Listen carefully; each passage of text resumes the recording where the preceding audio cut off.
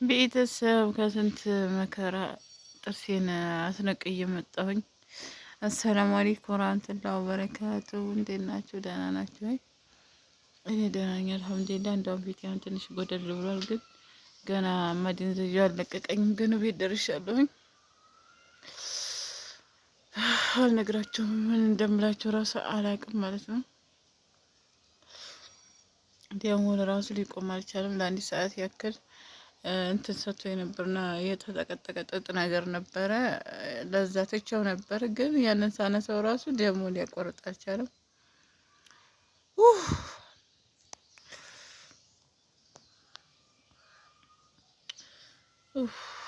ብቻ ላይ በመገባለሁ ብዬ ነበረ፣ አልገባሁም። ትንሽ አሁን አፌን ነቅቅ እያደረገኝ ነው።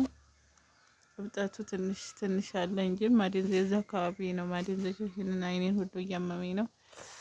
አሁን ማደንዘዣው ለቆኝ ምን እንደሚያደርገኝ አላውቅም። የታዘዘልኝ ሽጉጥ ከኒና እና የሆነ የምች ከኒና ይመስለኛል።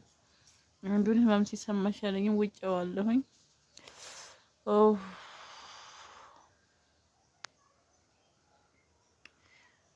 ለጥራትም አይመኙት ጥርስ በሽታ ወላሂ።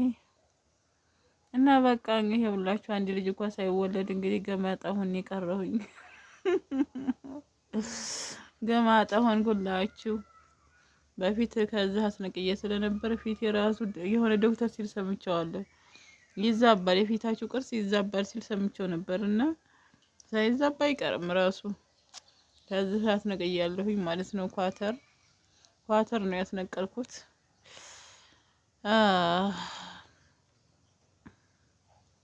እና ምን እንደሚያደርገኝም አላውቅም። ብቻ ቤቴ ስለሆንኩ እችለዋለሁኝ። ኳተርም ብዙ መከራ አሳልፌያለሁ። አይቀተል አንዴ ኢንፌክሽን ይዞብኝ በጣም አሞኝ ስቅየት ብዬ አልኳችሁ ተሰቃይቼ ነበረ ማለት ነው።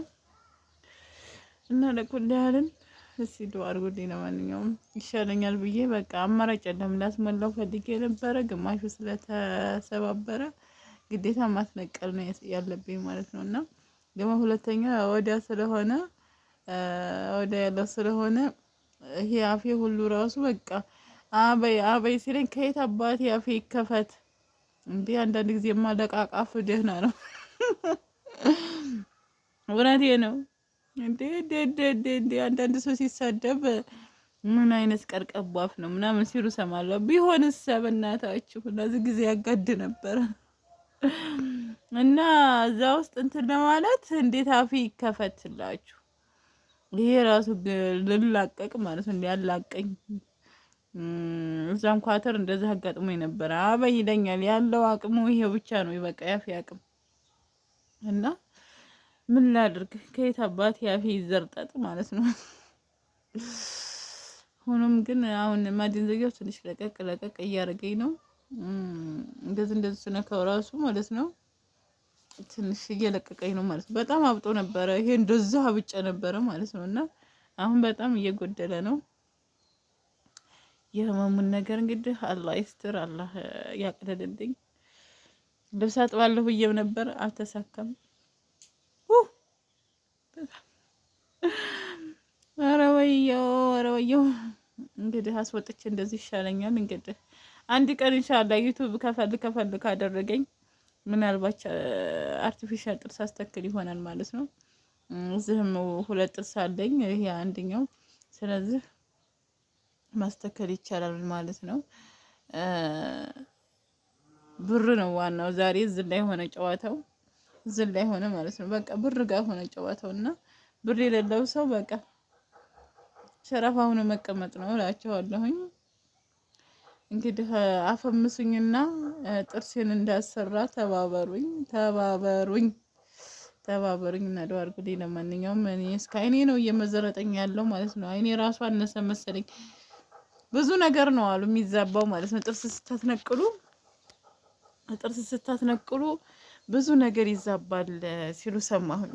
እውነቴን አንዳንድ ጊዜ ቲክቶክ ላይ ምናምን ገብቼ እንደዚህ ሰርች አድርጌ ምናምን አያለሁኝ። እንደዚሁም ደግሞ ዩቲዩብ ላይም አያለሁኝ። እና ጥርስ አሁን ስታስነቅሉ የአይናችሁ ስር ራሱ ሊዛባ ይችላል።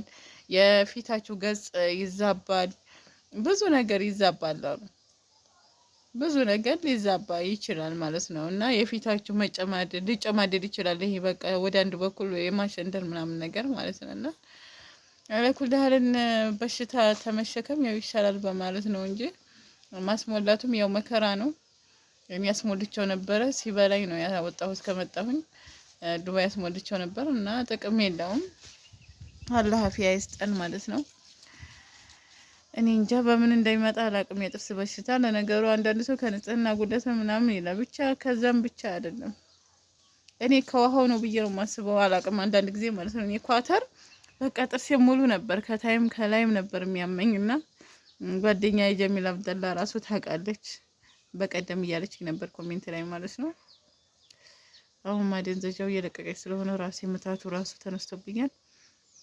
አለኩላልን ኢንሻአላህ ሰሞኑን ደስ በሚል ቪዲዮ መከሰት አለሁኝ። ጥርሴ ሊሻለኝና ከቻልኩኝ ደግሞ ላይቭ እገባለሁ ማለት ነው። ሆኖም ግን ለዛሬ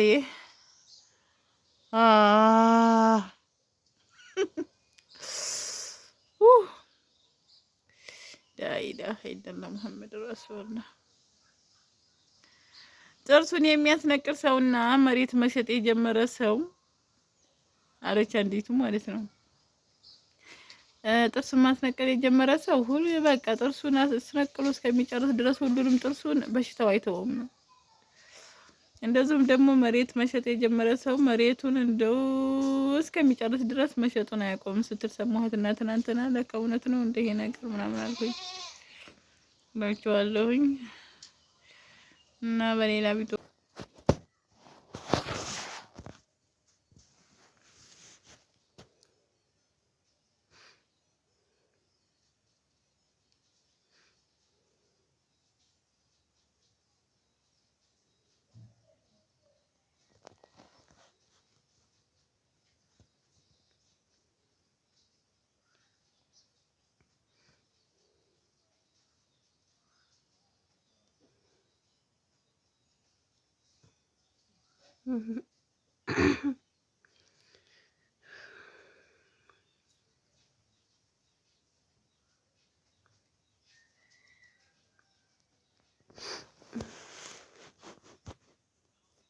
እንገናኛለን።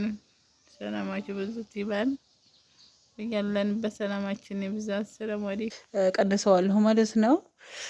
እና ፍራሽ ደግሞ ስትገዙ እንደዚህ ትልቅዬ ሳይሆን የኔ አሁን በጣም ትልቅ ነው። ስለዚህ በጣም ከዚህ ትንሽዬ ዝቅ ምትል ስላለች አነስ የምትለውን ብትገዙ የተሻለ ነው ብዬ አስባለሁ። ጠባብ ቤት እንደኔ ያላችሁ መግዛት ያለባችሁ ፍራሽ ትንሿ ነች ማለት ነው። የመጨረሻዋን ፍራሽ ነው መግዛት ያለባችሁ። ምክንያቱም ለሳላ ያችሁ በቂ ናት።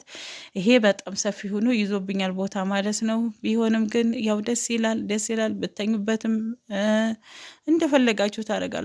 እንግዲህ አይመጣባችሁ ምናምን በቃ። ሆኖም ግን አላህ ሱብሓነሁ ወተዓላ እርዝቃችን ሰፊ ያደርግልን። አዎ ሰፊ ያደርግልን ኢንሻአላህ። እናንተም እርዝቃችሁን በሀገራችሁ አላህ ያደርግላችሁ ሀባይቦቼ። እና ይሄን ይመስላል። አብራችሁን ሆኑ። ላይክ፣ ሸር፣ ሰብስክራይብ አይረሳ። ስለምታበረታቱ ከልብ አመሰግናለሁ። በሌላ ቪዲዮ ያው እንገናኛለን።